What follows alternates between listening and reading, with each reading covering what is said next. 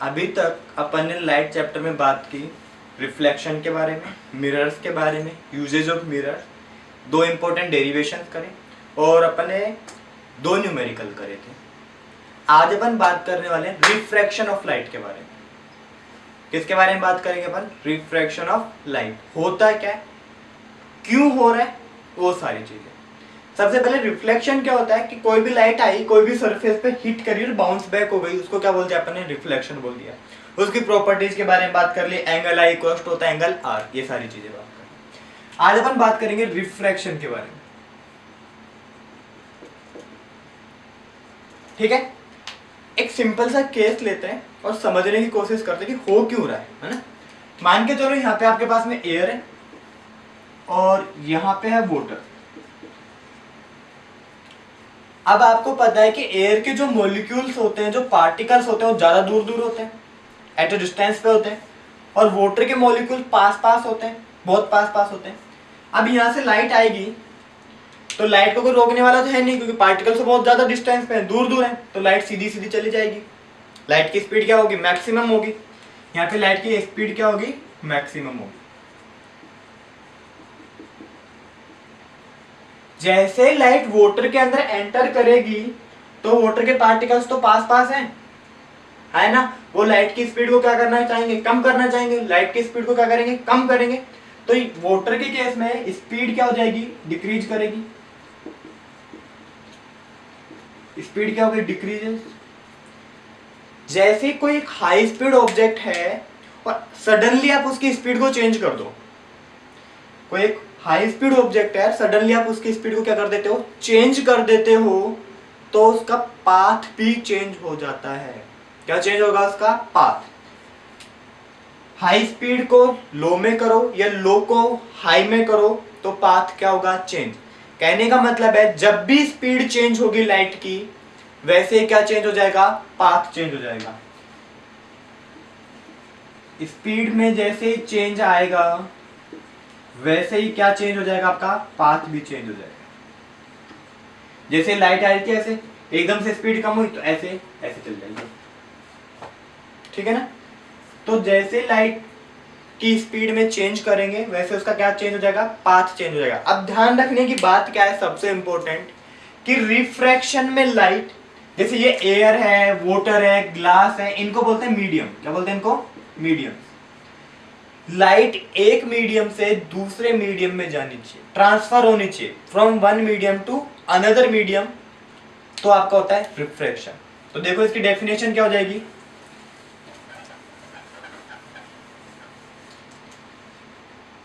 when light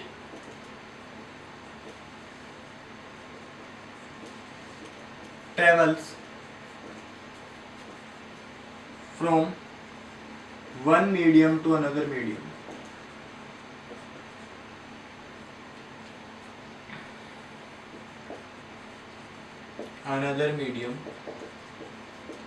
it changes its path,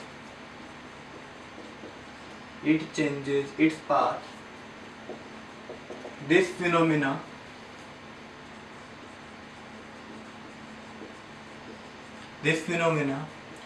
is called refraction। कि जब भी लाइट एक मीडियम से दूसरे मीडियम में जाएगी तो उसका क्या हो जाएगा? पाथ चेंज हो जाएगा, और उसको ही बोलते हैं अपन रिफ्रैक्शन। चाहे लाइट एयर से वाटर में जाए, चाहे वाटर से एयर में जाए, उसका पाथ तो चेंज होगा ही होगा, और इसी फिनोमिना को क्या बोल दिया अपन ने? रिफ्रैक्शन बोल दिया। ठीक है, अब रिफ्रैक्शन हुआ क्यों? कोज क्या है रिफ्रैक्शन का? कोज है different mediums have different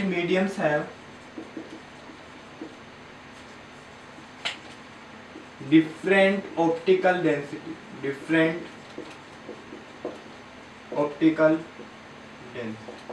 optical density का मतलब होता है कि पार्टिकल्स पास पास हैं, दूर दूर हैं, जो लाइट की स्पीड को रोकना चाह रहे हैं। और क्या लिख सकते हैं? और speed of light very in different medium, अलग अलग मीडियम में लाइट की स्पीड क्या करती है, वेरी करती है, या तो स्पीड ज्यादा हो जाएगी या स्पीड क्या हो जाएगी, कम हो जाएगी। तो इस टाइप से दो टाइप के मीडियम होते हैं, या तो आपके डेंसर मीडियम या फिर आपका rarer medium. Rarer medium, second होगा आपका डेंसर मीडियम। तो रेयरर मीडियम में क्या होता है, ऑप्टिकल डेंसिटी लो होती है। ऑप्टिकल डेंसिटी कैसी होती है, लो। और डेंसर मीडियम में ऑप्टिकल डेंसिटी क्या हो जाएगी, हाई।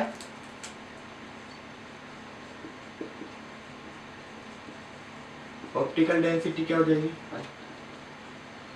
जैसे ऑप्टिकल डेंसिटी लो हुई तो लाइट की स्पीड क्या हो जाएगी, ज्यादा। तो स्पीड ऑफ लाइट क्या हो जाएगी, यहाँ पे स्पीड क्या हो जाएगी, हाई। और यहाँ पे स्पीड क्या हो जाएगी, लो। और मैंने बताया, अब देखो रेयरर से रेयरर में तो जाएगी नहीं। जब भी अपन दो मीडियम लेंगे तो कंपैरेटिवली मीडियम लेंगे, एक मीडियम रेयरर होगा, एक मीडियम होगा डेंसर। या तो रेयरर से डेंसर में जाएगी या डेंसर से रेयरर में आएगी। और जैसे मीडियम चेंज होगा वैसे क्या चेंज हो जाएगी, आपकी स्पीड चेंज हो जाएगी। और मैंने बोला कि जैसे ही जैसे ही स्पीड चेंज होगी लाइट का क्या चेंज हो जाएगा, पाथ। और उसी फिनोमिना को बोलते हैं अपन रिफ्रैक्शन ऑफ लाइट। कोई दिक्कत है? तो डेफिनेशन क्या हो गई, whenever light travels from one medium to another it changes its path. This phenomena is known as refraction of light. cause क्या है, light have different speed या different velocity in different mediums और different mediums have of different optical density. दो type के medium हो सकते हैं, या तो रेयरर या फिर आपका डेंसर। रेयरर मीडियम जिनमें पार्टिकल दूर दूर होते हैं, लाइट की स्पीड क्या होती है, ज्यादा होती है, जैसे एयर हो गया। डेंसर मीडियम जैसे वाटर हो गया, गिलास हो गया, है ना। तो उनके बारे में बात करें तो देखो, अब आपको देखना है कि भाई क्या क्या सिचुएशन हो सकती है। देखो सबसे फर्स्ट,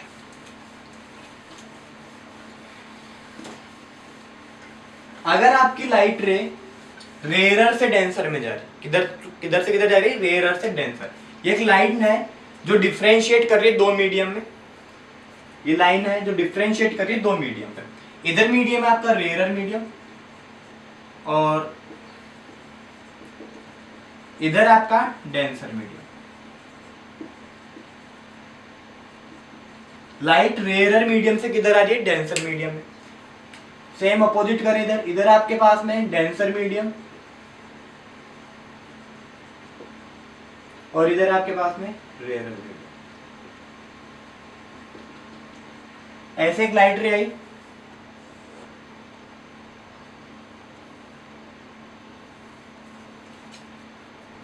ऐसे एक लाइट रे, ऐसे एक लाइट रे। अरे सीधी चलेगी, इसका तो रिफ्लेक्शन हुआ ही नहीं।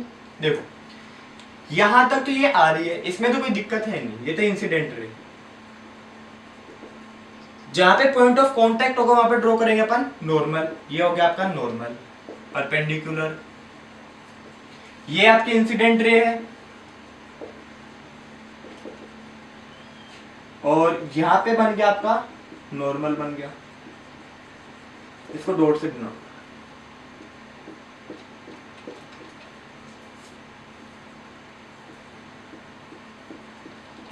अगर रिफ्रैक्शन नहीं होता तो ये लाइट बिल्कुल सीधी चली जाती, कोई दिक्कत ही नहीं थी। नॉर्मल और इंसिडेंट रे के बीच का एंगल तो आई, एंगल ऑफ इंसिडेंस हो गया ये आपका, एंगल ऑफ इंसिडेंस हो गया। और ये हो गया आपका एंगल आई, ये भी एंगल ऑफ इंसिडेंस है।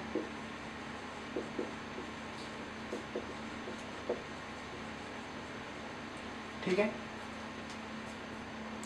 याद रखने की बात है कि जब भी लाइट रे रेयरर मीडियम से डेंसर मीडियम में जाएगी तो वो नॉर्मल की तरफ बेंड करेगी। किधर बेंड करेगी, नॉर्मल की तरफ। तो ये लाइट रे ऐसे मूव करेगी,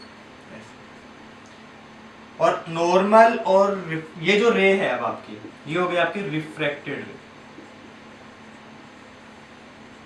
ये हो गया आपका एंगल आर। इसको बोलते हैं अपन angle of refraction.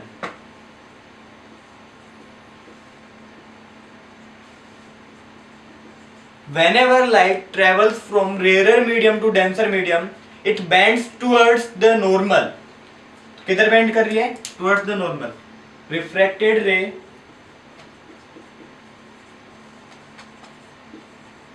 bends towards the normal. Same अगर आपकी लाइट रे डेंसर मीडियम से रेयर मीडियम में जा रही है तो बेंड्स अवे फ्रॉम नॉर्मल. किधर जाएगी? Away from normal.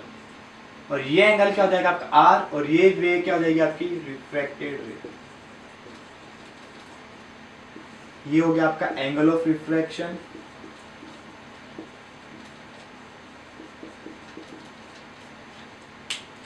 तो bends away from normal. Refracted ray क्या करेगी? Bends away from normal. अभी तक समझ में आया? जब भी लाइट रे रेयर से डेंसर में आ रही है तो नॉर्मल की तरफ बेंड करेगी, towards the normal. If light ray is travelling from denser medium to rare medium then it bends away from the normal. दूर, यहाँ पे पास में. ये नोट डाउन कर लो, बहुत इंपॉर्टेंट है. ठीक है, देखो अब इसके क्या क्या फिनोमिनाज होते हैं रिफ्रैक्शन के आपकी डेली लाइफ में. पढ़ा होगा छोटी क्लासेज में कि अगर आप कॉइन को रख दो पानी के अंदर तो आपको उठा हुआ दिखेगा. ऐसे जो आपके स्विमिंग पूल्स होते हैं उनका जो नीचे का सरफेस होता है वो भी आपको ऊपर की तरफ उठा हुआ दिखता है. या पेंसिल को रख देते हैं, ठीक है ना, तो पेंसिल मुड़ी हुई दिखती है. ये सारी वजह हो रही है रिफ्रैक्शन की वजह से. एक कॉमन सा एग्जांपल पढ़ते हैं अपन कि जब भी लाइट रे को अपन ग्लास स्लैब से पास कराते हैं तो कैसे रिफ्रैक्शन होता है वो देख लेते हैं. तो refraction from glass slab, refraction from glass slab. ये मान के चलो एक ग्लास की स्लैब है, ठीक है. ये क्या है? ग्लास स्लैब है जिसका नाम है पी क्यू आर एस. यहां पे एक रे आई, इंसिडेंट हुई ऐसे. अगर इस रे का रिफ्रैक्शन नहीं होता है, रिफ्रैक्शन नहीं होता तो बिल्कुल सीधी चल जाएगी भाई. तो ये रिफ्रैक्शन नहीं कराया मैंने और ये मैंने रे को पास करा दिया बिल्कुल स्ट्रेट. ये कौन सी रे है मेरे पास में? Incident ray. देखो ये ग्लास स्लैब है, ये ग्लास है आपका, और बाहर क्या होगी? एयर होगी, और इधर भी क्या होगी आपके पास में? एयर. ग्लास के कंपैरिजन में एयर कैसी आपकी? रेयर है. तो ये कैसा मीडियम होगा आपका? रेयर मीडियम हो गया. ये भी कैसा मीडियम होगा आपका? रेयर. और जो ग्लास है वो कैसा हो गया आपका? Denser medium. तो PQRS आपकी ग्लास स्लैब है और मान के चलते हैं कि AB क्या है आपके पास में? एक रे आ रही है. छोड़ो इसको, नाम ही मत दो. ये रे आई और ये इंसिडेंट रे है. ये सीधी निकल गई तो इसको मैंने क्या बोल दिया? इंसिडेंट रे ही बोल दिया, क्योंकि वही तो है, कोई रिफ्रैक्शन वगैरह तो नहीं. यहाँ पे अपन ड्रॉ करेंगे नॉर्मल. ये आपका नॉर्मल हो गया. इंसिडेंट रे और नॉर्मल के बीच का एंगल क्या होता है? आई होता है. अब जैसे लाइट एक मीडियम से दूसरे मीडियम में जाएगी तो रिफ्रैक्शन तो होगा. मीडियम रेयरर से किधर जा रही है? डेंसर में. और अभी मैंने आपको बताया whenever light travels from rarer medium to denser medium it bends towards the normal.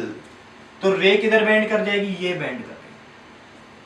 और ये वाला एंगल क्या हो गया आपका? आर. यहाँ पे रिफ्रैक्शन हो गया तो इसको बोलते हैं अपन रिफ्रैक्टेड रे. क्या बोलते हैं इसको? रिफ्रैक्टेड. ठीक है, कोई दिक्कत है? पक्का नहीं है. अब यहाँ पे वापस से अपन क्या ड्रॉ करेंगे? नॉर्मल ड्रॉ करेंगे. तो ये आपका क्या होगा? नॉर्मल हो गया. ठीक है. लाइट रे पहले कहां से आई? एयर से ग्लास में आई. रेयर मीडियम से किधर आ गई? डेंसर मीडियम में. तो बैंड किधर कर गई? नॉर्मल की तरह. अब आपकी वापस से लाइट रे डेंसर मीडियम से किधर जा रही है? रेयर मीडियम में. और मैंने बताया कि whenever light travels from denser to rarer it moves away from the normal। तो ये लाइट रे ऐसे मूव करेगी, ठीक है। ये वाला एंगल और ये वाला एंगल क्या हो जाएंगे, सेम हो जाएंगे। इस एंगल को बोलते हैं इमर्जेंट एंगल। और जो रे बाहर निकल रही है ग्लास स्लैब से, इसको बोला जाता है इमर्जेंट रे। क्या बोला जाता है इसको, इमर्जेंट रे। ये एंगल क्या आपके पास में, एंगल ऑफ इमर्जेंस।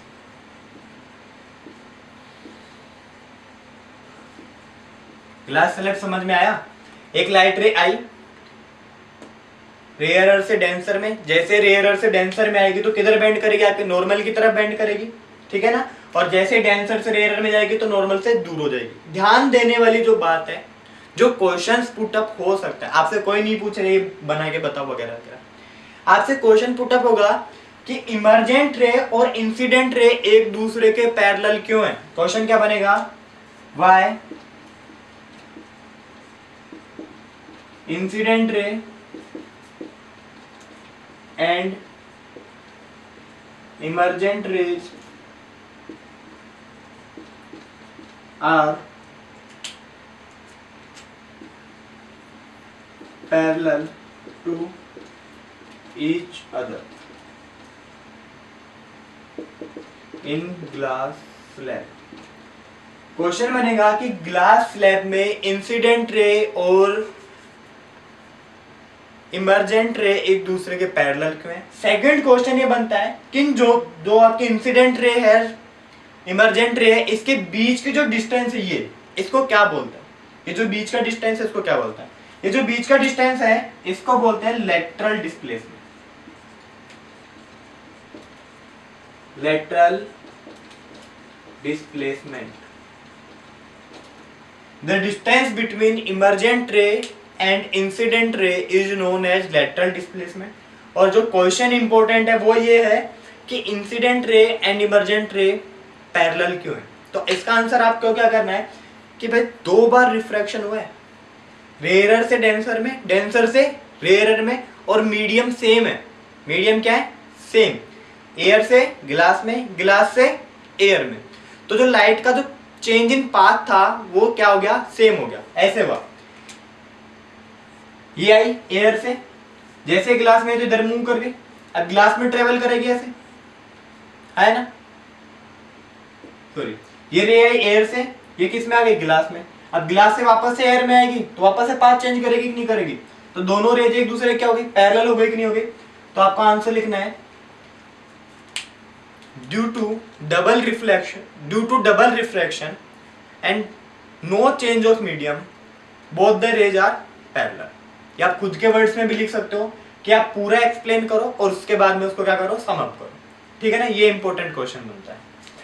अब अपन बात करेंगे लॉज ऑफ रिफ्रैक्शन के बारे में। जैसे अपन ने लॉज ऑफ रिफ्लेक्शन पढ़े थे, वैसे लॉज ऑफ क्या होते हैं, रिफ्रैक्शन होते हैं। सबसे फर्स्ट लॉ तो आपको पता ही होना चाहिए, incident ray, refracted ray and normal should lie in same plane. ये हो गया लॉज ऑफ रिफ्रैक्शन। फर्स्ट क्या है, incident ray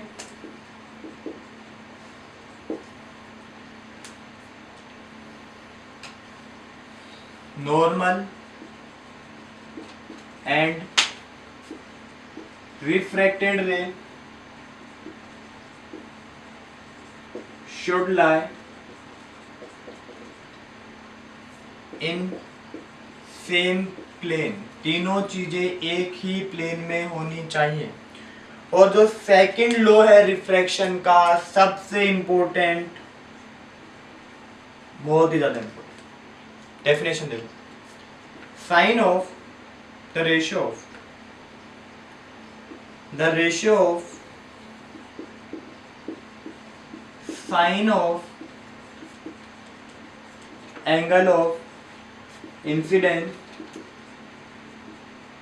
to the sine of angle of refraction is constant. समझ रहे हो, बहुत इंपॉर्टेंट रूल है ये, बहुत ही ज्यादा। क्या बोला, साइन, यहाँ पे साइन थीटा जो होता है ना उसके बारे में बात कर रहे हैं। तो sine of angle of incidence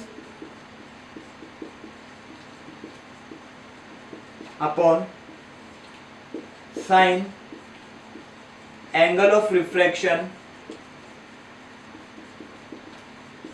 क्या होता है आपके पास में, कांस्टेंट होता है। तो एंगल ऑफ इंसिडेंस को तो अपन आई से रिप्रेजेंट करते हैं, sine i upon sine r equal to क्या हो जाएगा आपके पास में, कांस्टेंट हो जाएगा। और इसको बोलते हैं स्नेल्स लॉ। क्या बोलते हैं इसको, स्नेल्स लॉ। ठीक है, यहां तक कोई दिक्कत है? क्या पढ़ा अपन ने, रिफ्रैक्शन क्या होता है, रिफ्रैक्शन क्यों होता है, जब आपकी लाइट रेयरर से डेंसर में जाएगी तो क्या होगा, डेंसर से रेयरर में जाएगी तो क्या होगा, ग्लास स्लैब से रिफ्रैक्शन के बारे में बात की। ठीक है ना, और क्वेश्चन बनाया कि जो दो इमर्जेंट रे और इंसिडेंट रे के बीच की डिस्टेंस को क्या बोलते हैं, लेटरल डिस्प्लेसमेंट, और emergent ray and incident ray एक दूसरे के पैरेलल क्यों है। क्वेश्चन, लॉज ऑफ रिफ्रैक्शन, सबसे फर्स्ट इंसिडेंट रे नॉर्मल और रिफ्रैक्टेड रे क्या होनी चाहिए, सेम प्लेन में। Second, sine of angle of incidence to the sine of angle of refraction equals to an constant, sine i upon sine r equals to constant. इस law को बोलते हैं Snell's law, और constant होता है mu. यहाँ पे ऐसे लिखा मिलोगे, देखोगे sine i upon sine r, या तो म्यू लिखा होता है, देखो यू बनाओ और उसको थोड़ा सा इधर से, तो इसको बोलते हैं म्यू, कांस्टेंट है। या इसको नीटा लिखते हैं कभी कभी ऐसे, एन को थोड़ा सा स्टाइलिश, तो ये हो गया आपका नीटा। ठीक है ना, sine i upon sine r equals to a constant which can be known as mu और नीटा। और इस लॉ को क्या बोलते हैं अपन, स्नेल्स लॉ। सबसे पहले स्नेल नाम के साइंटिस्ट ने बताया, तो इसको स्नेल्स लॉ बात करते हैं। ठीक है, इसमें कोई भी दिक्कत हो कमेंट करो।